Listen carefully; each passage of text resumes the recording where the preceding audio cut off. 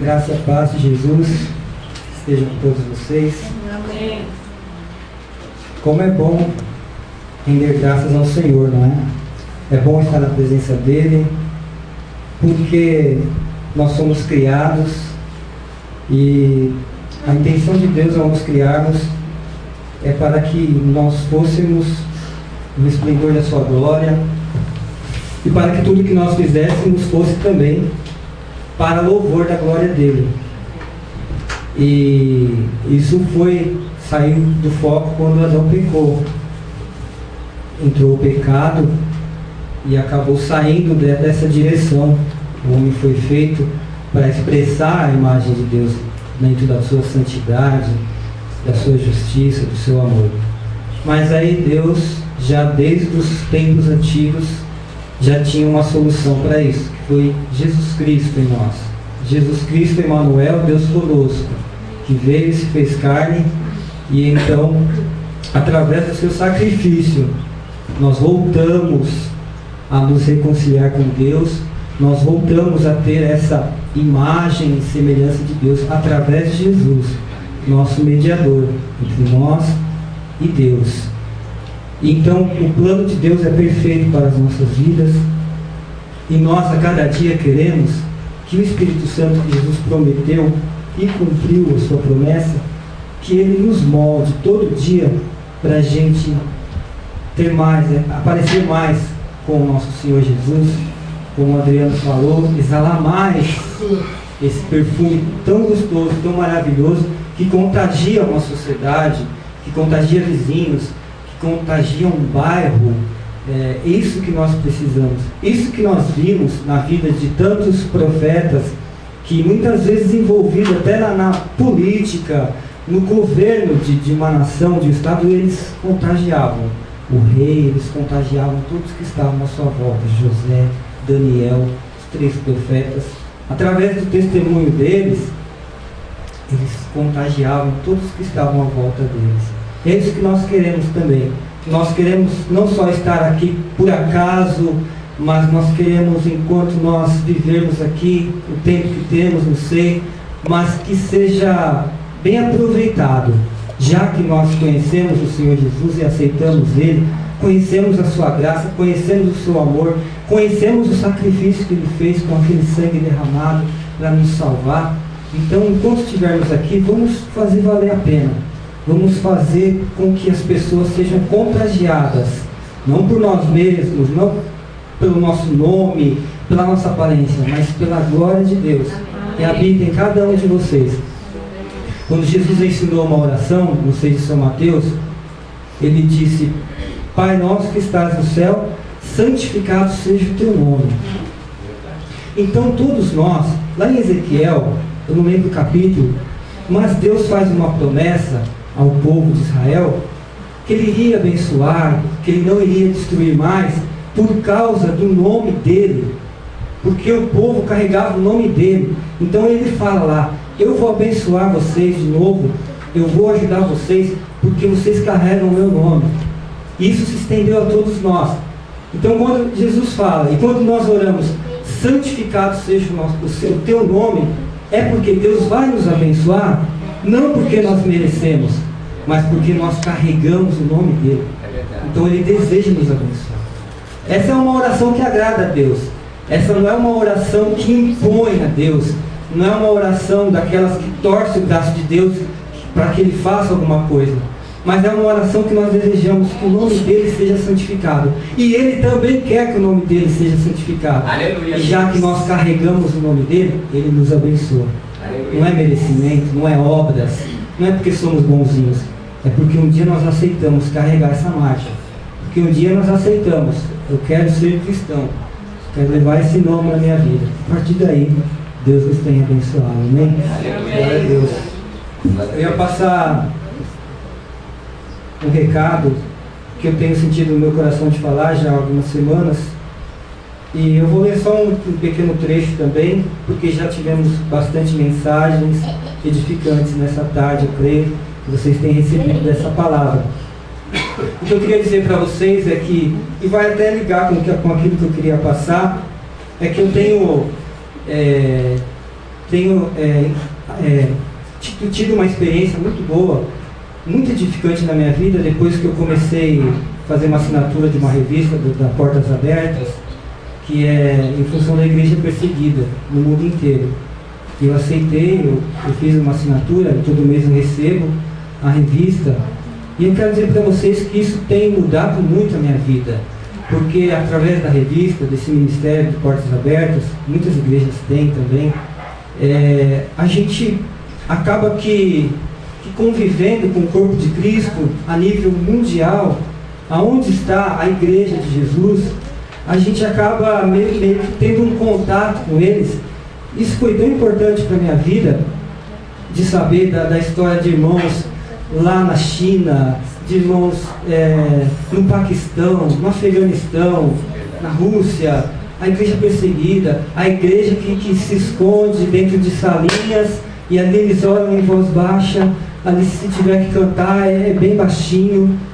E a gente começa a ler, e todo mês eles contam a respeito de uma família, ou de uma igreja que está em tal lugar, vamos orar por eles, porque está acontecendo assim, assim, assim. Porque eu, na minha ignorância, muitas vezes eu lia lá, poxa vida, Paulo foi pregar, e aí ele foi apedrejado, ele foi arrastado para fora da cidade, e muitas vezes na minha ignorância eu falava, meu Deus, como aquele povo daquela época era ruim.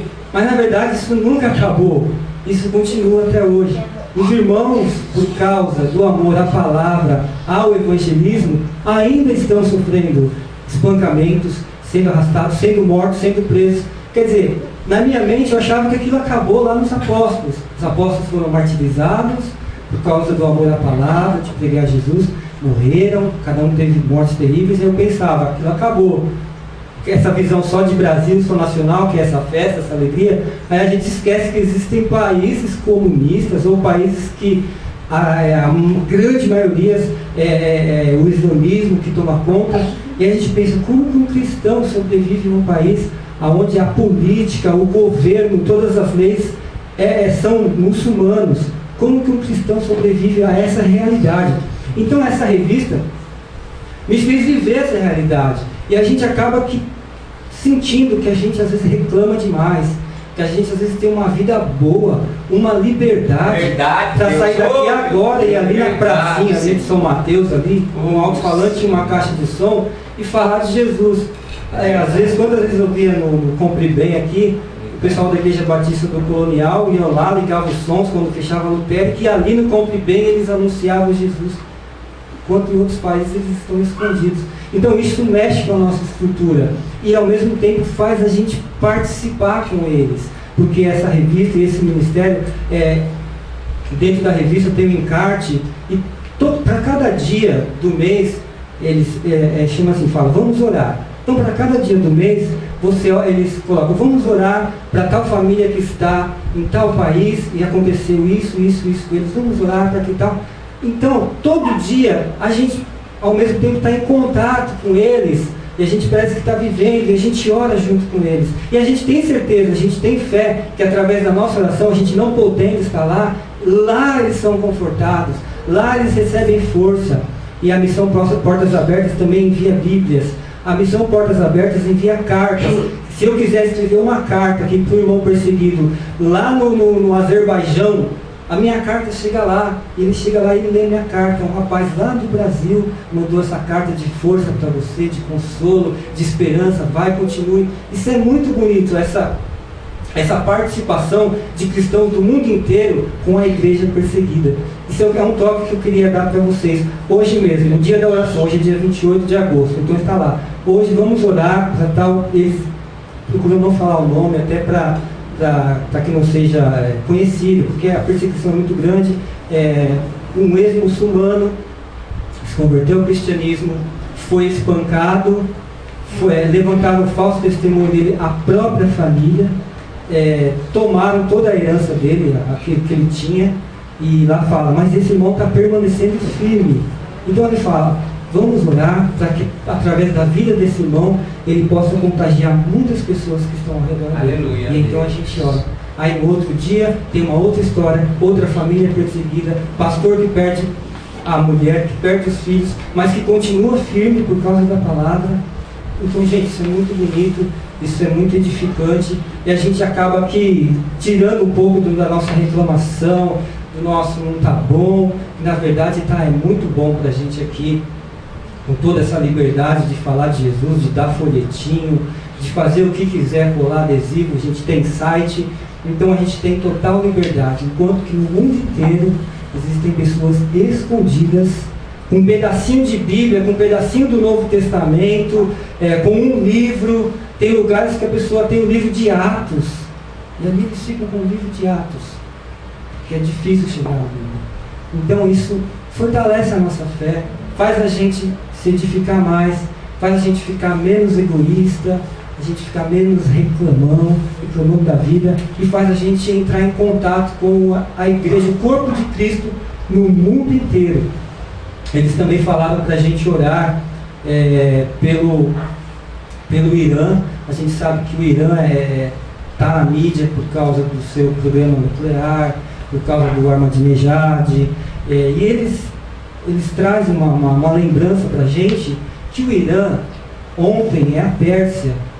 Eles falam, muitos cristãos não oram, não sei porque, não oram pelo país Irã, não oram até pelo próprio Ahmadinejad, com algum preconceito, alguma coisa, mas esquecem que o Irã era a Pérsia, onde viveu Daniel. E todos sabem a história de Daniel, como ele influenciou o governo da época dele, em favor de Israel. Aí a gente esquece que Neemias viveu na Pérsia, e a gente esquece como também Neemias influenciou o rei Ciro a ajudar na construção dos muros de Jerusalém, na reconstrução. E a gente esquece que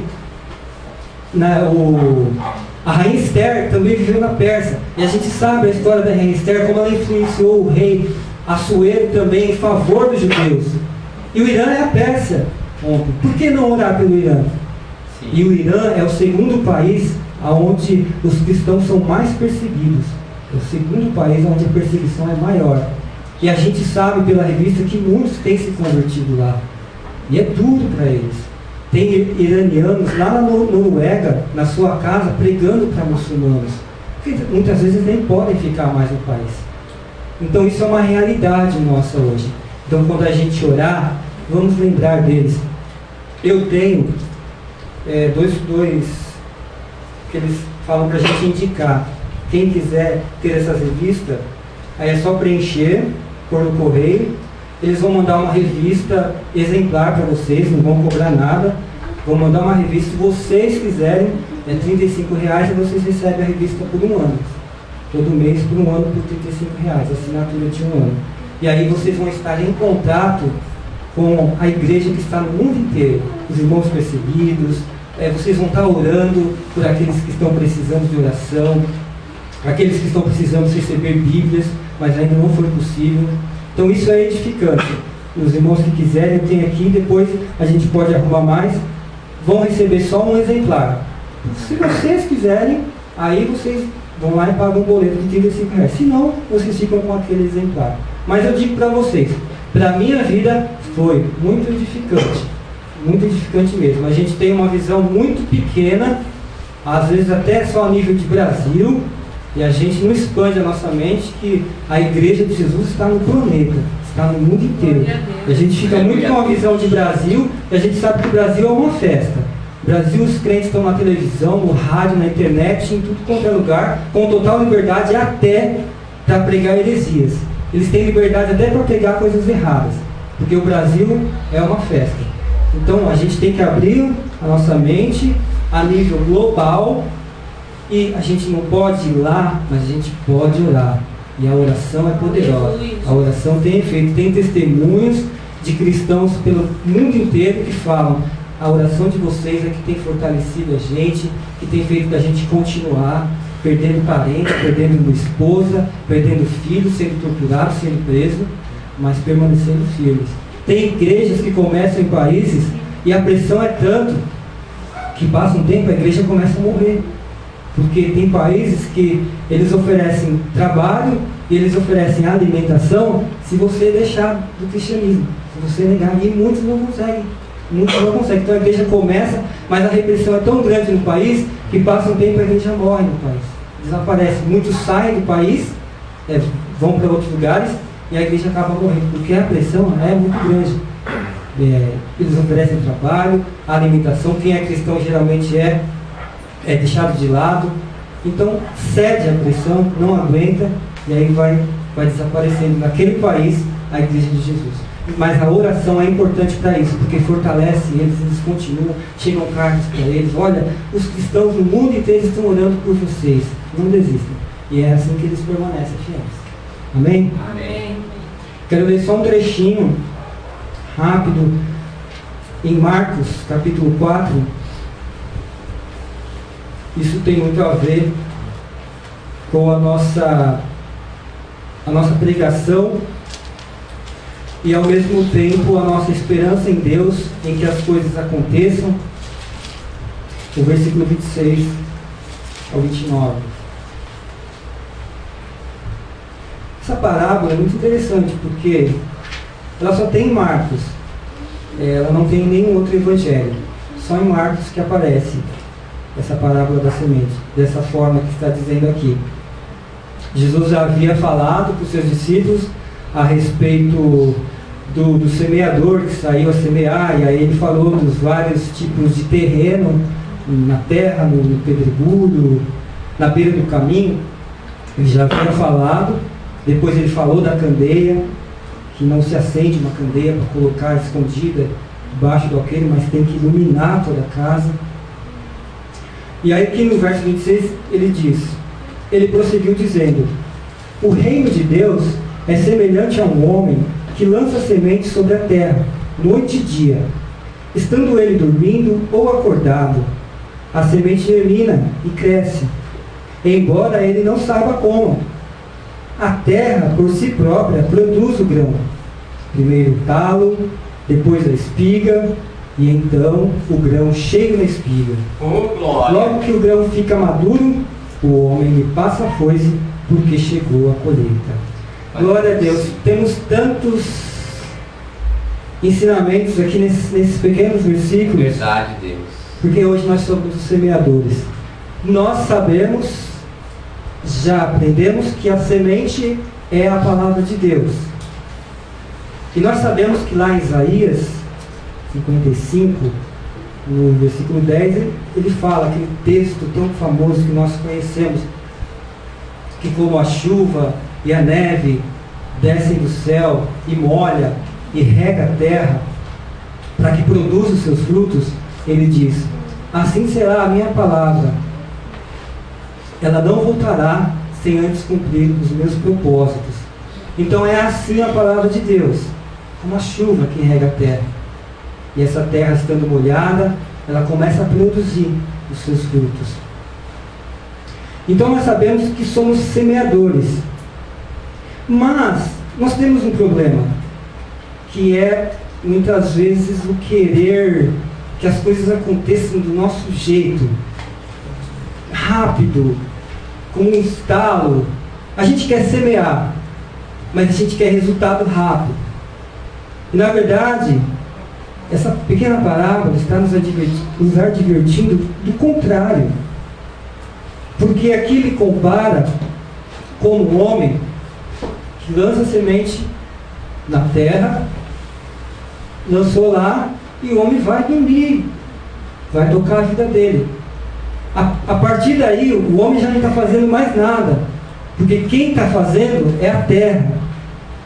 É a terra que vai fazer o trabalho de produzir, de dar o crescimento àquela semente.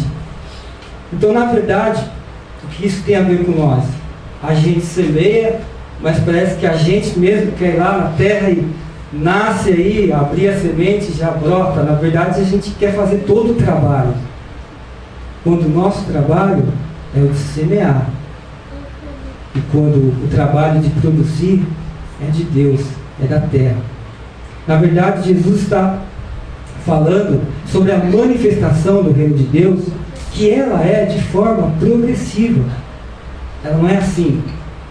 E em toda a Bíblia nós enxergamos isso, porque Jesus chega no Novo Testamento, mas Jesus só foi falado no Novo Testamento? Ou a semente sobre o Messias Jesus já estava sendo semeada lá em Gênesis, lá no começo?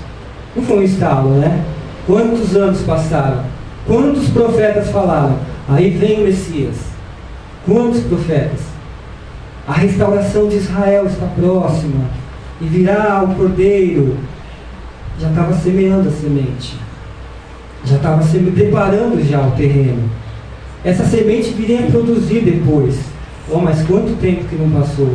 Quantos anos que não se passaram? Aqueles talvez que foram impacientes, talvez eles não alcançaram a promessa, talvez eles deixaram de crer.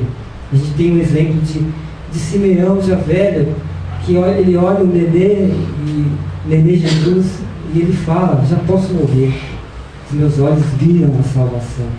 A salvação acabava de chegar no mundo, do menino Jesus. E ele olha e ele: já posso morrer em paz, meus olhos já viram a salvação. Ele vai olhando para o menino. Isso é crer. Isso é crer nas promessas dos profetas, naquilo que já havia sido falado. Isso é semente que já foi semeada. Então Jesus também, um dia falando com uma mulher samaritana, ele começa a expor sobre o reino de Deus, sobre a água da vida, que quem toma não tem mais sede. Mas essa mulher, ela já tinha algo dentro dela. Quando ele fala do poço de Jacó, da adoração a Deus, ela fala que espera o Messias. Então ela não está totalmente ignorante a Jesus, que é você que você está falando. Algo já está plantado no coração dela, porque ela fala do Messias. E quando ela fala do Messias, Jesus fala: sou eu que falo contigo.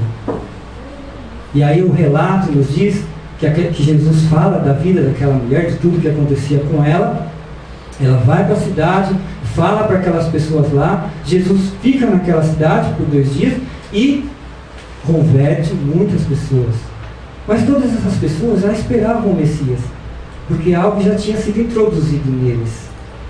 E aí depois chegam os discípulos, e é interessante que Jesus fala: levante seus olhos, vocês dizem que há 4 meses para a ceifa, mas levante seus olhos porque os campos já estão brancos para a ceifa.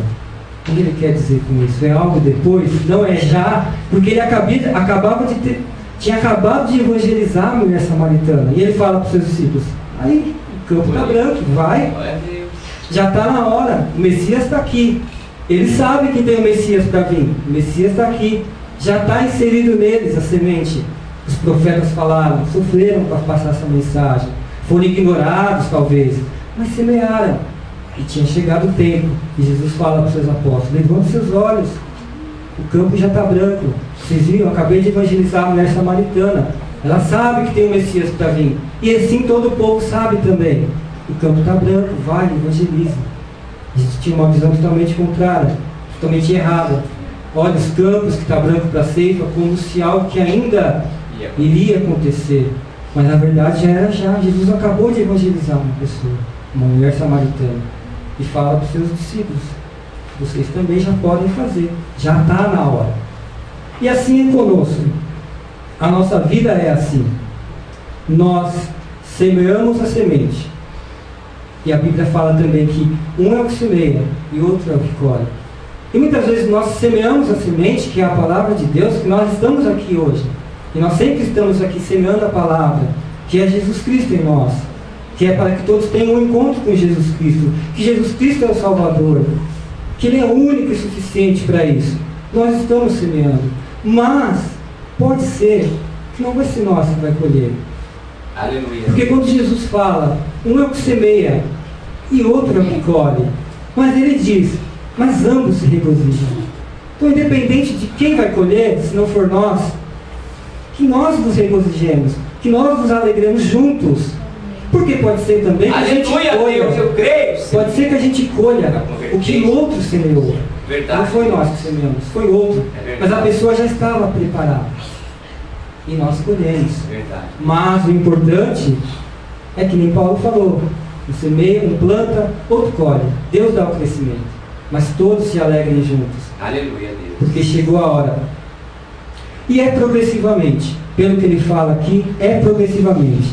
Primeiro, A terra por si própria produz o grão, primeiro o talo, depois a espiga, e então o grão chega à espiga. Aí chega a hora da colheita. Então é progressivo.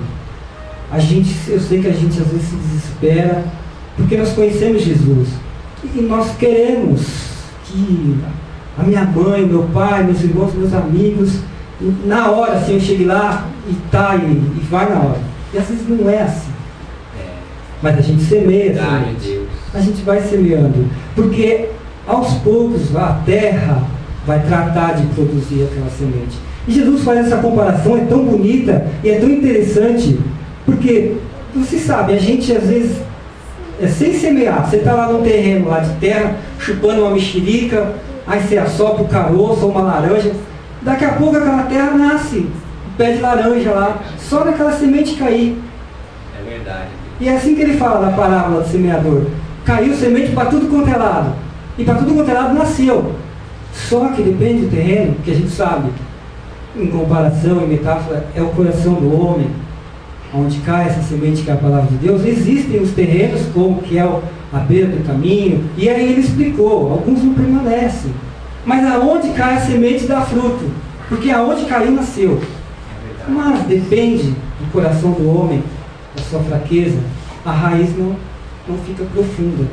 E aí vem os problemas, vem as dificuldades e Satanás acaba arrebatando ele. É assim, é a realidade, é assim.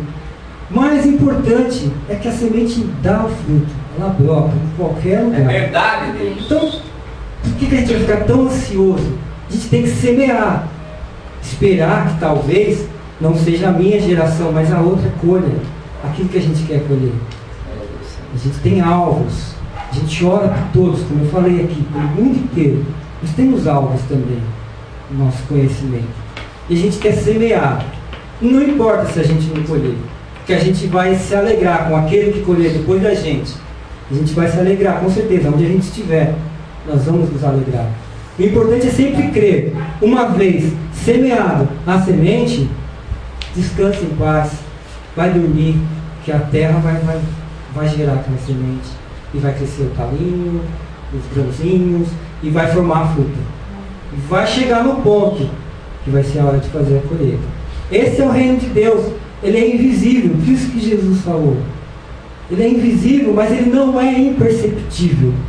Ele é sentido. E é assim que o reino de Deus vai crescendo. Ele também falou do grão da mostarda, né?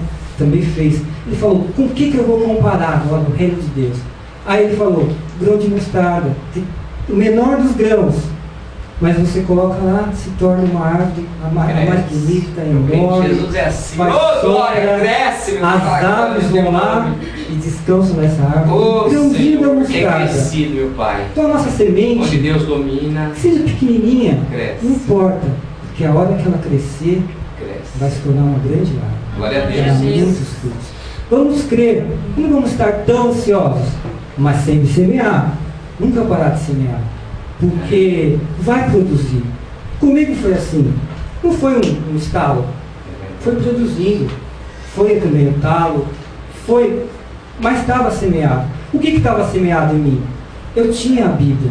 A Bíblia é a palavra de Deus. A Bíblia é a semente. Quantas casas, milhares de casas de pessoas que hoje não têm contato nenhum com Deus, assim, não tem intenção hoje de servir a nada de Jesus, mas você vai lá na estante dele, tem uma Bíblia sagrada lá. É a palavra, a semente está lá.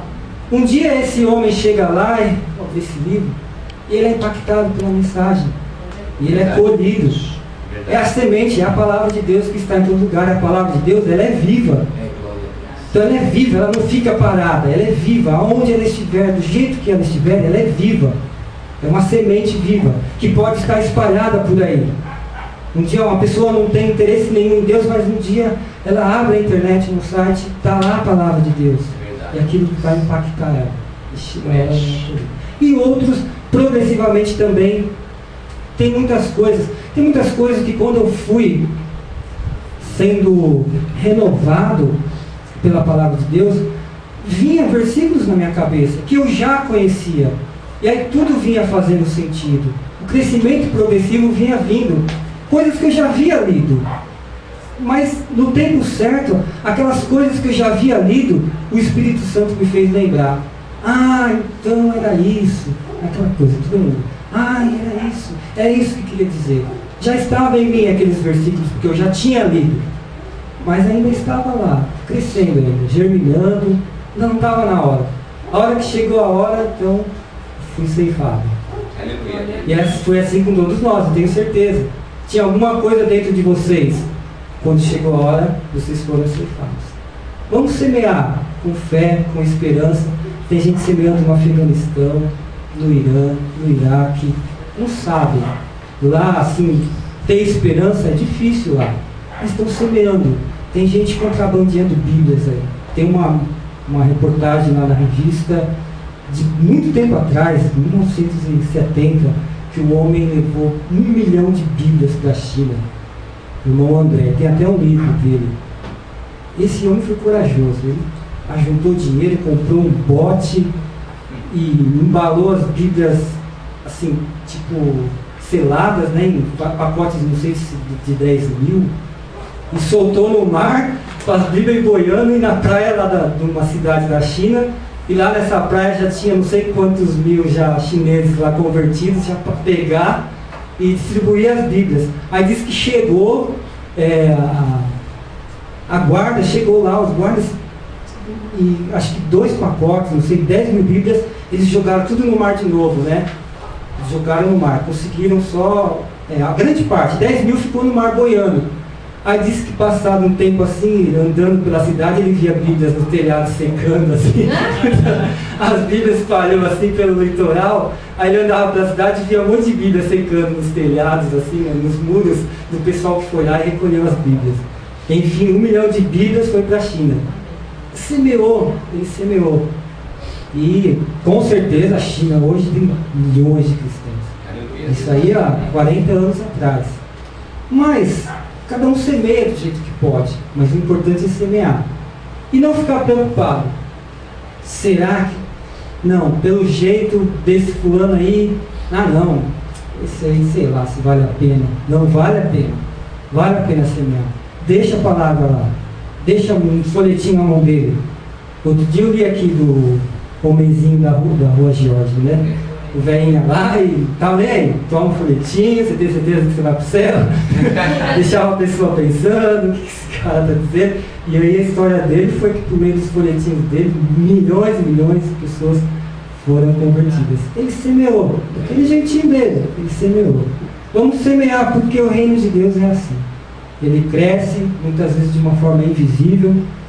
A gente vai para a nossa casa, vai descansar, mas a semente está lá. E a terra vai produzir. Porque Deus falou, minha palavra não volta vazia. Ela não volta vazia. Ela não vai voltar. Amém? Amém. Vamos ter esperança, vamos continuar semeando. Não vamos nos abalar por aquilo que nós ouvimos a nosso respeito. Vamos continuar semeando. Semeando Jesus Cristo para a salvação de todas as pessoas. Amém. Amém? Deus nos abençoe. E as palmas